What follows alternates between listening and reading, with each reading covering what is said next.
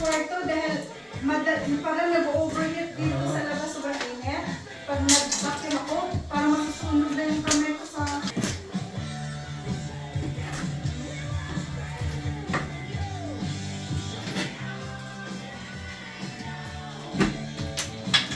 Ayos na yung bathroom. Bukas tapos na to ni